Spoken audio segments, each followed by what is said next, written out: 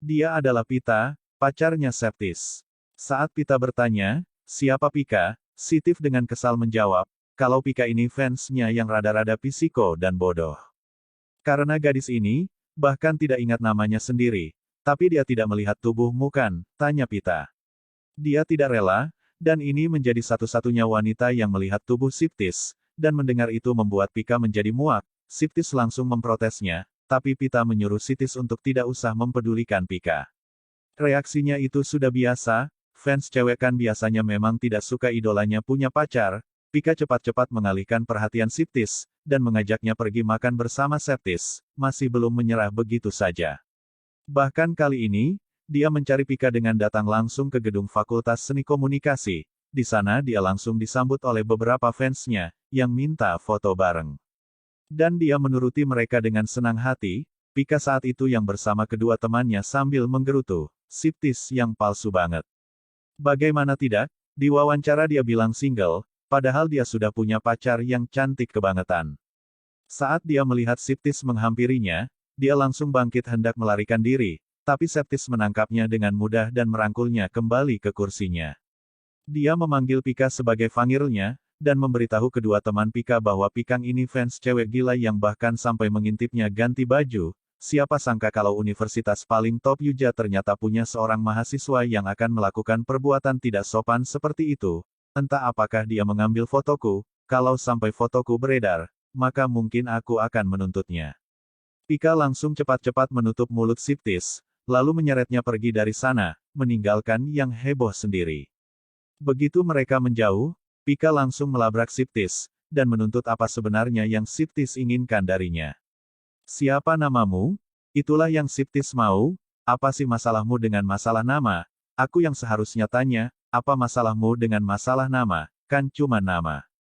Kenapa kau tidak mau memberitahukannya? Sambil memperangkap Pika ke tembok, Siptis mengancam, kalau sampai Pika tidak mau memberitahu namanya, maka dia akan menelepon ayahnya Pika dan memberitahunya tentang perbuatan putrinya yang dilakukannya di belakang ayahnya. Bagaimana putrinya diam-diam pergi ke klub malam, dan memakai pakaian provokatif. Namaku siapa? Itu bukan sesuatu yang harus kukatakan, kau sendirilah yang harus mengingatnya. Frustasi dengan kekeraspalaan Pika, Siptis akhirnya meminta Pikang untuk jadi teman kencannya dalam syuting acara Ayu Prin, dan Tika menolak. Tapi kemudian melihat Pikang menemani Septis dalam syuting acara Ayu Prin, di mana dalam acara itu Siptis pamer beberapa keahliannya seperti berkuda, dan menembak ini. Dia juga mengajari Pika menembak, tapi Pika heboh sendiri, dan langsung menyerah, hanya dalam satu kali latihan, kemudian beralih ke adegan wawancara yang kita lihat di bagian opening wawancara. Kemudian, diakhiri dengan Siptis menempatkan mahkota bunga di kepala princessnya. Saat inilah mereka saling menatap dengan intens. Dan Sips, akhirnya mulai teringat dulu saat dia kecil, dia pernah memberikan mahkota bunga di kepala Pika kecil. Siptis langsung membuka liontin kalungnya Pika, dan di dalamnya ada sebuah potongan puzzle. Siptis melihatnya, dan saat itulah, akhirnya Siptis mengenalinya, Picang. Malam harinya, di rumah Siptis menetap puzzle yang terpajang di dinding rumahnya. Satu bagian puzzle tampak kosong, Siptis tersenyum mengingat kenangan masa kecilnya bersama dengan Pika. Diperlihatkan love flashback, suatu hari Pika dan Siptis remaja menyusun puzzle mereka. Kira kalau mereka sudah berhasil menyelesaikan semua puzzle itu, sampai Pika menyadari, ada satu bagian yang kosong, mereka pun mencoba mencarinya, tapi tidak ada. Sip memutuskan untuk tidak mempermasalahkannya, lalu membawa puzzle itu pulang. Setelah dia pergi Pika pun hendak menyusulnya, tapi saat itulah Pika akhirnya menemukan potongan puzzle itu, dan dia memutuskan untuk menyimpannya sendiri. Kembali ke masa kini, Pika membuka liontinnya dan tersenyum menatap potongan puzzle di dalamnya. Kenapa butuh waktu lama sekali bagimu untuk mengingatku Siptis? Keesokan harinya, saat hendak menyiram tanaman, Pika mendapati seorang asing di kebun bunga mawarnya. Dia langsung bersiap senjata selang air, sambil menuntut. Siapa orang itu? Bukannya menjawab orang itu malah tetap santai, berjongkok di sana, berkutat dengan mawarnya, Pika sambil bersiul riang.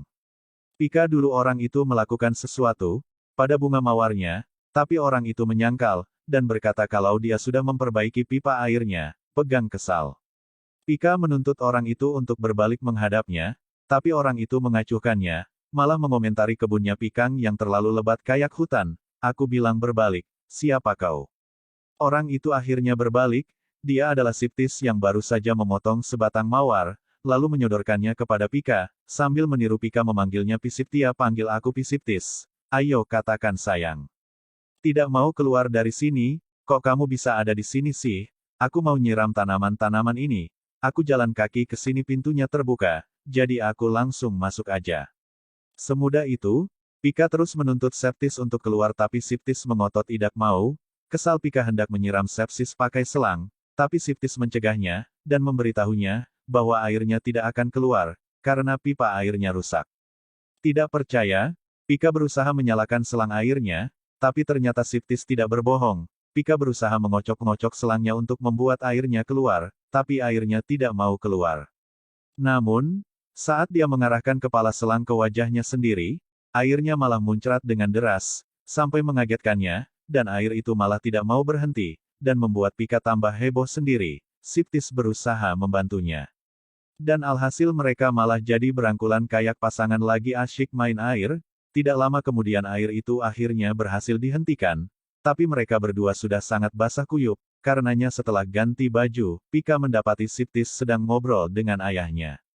Dia hendak melarikan diri, tapi ayahnya mencegah dan memperingatkannya untuk bersikap sopan.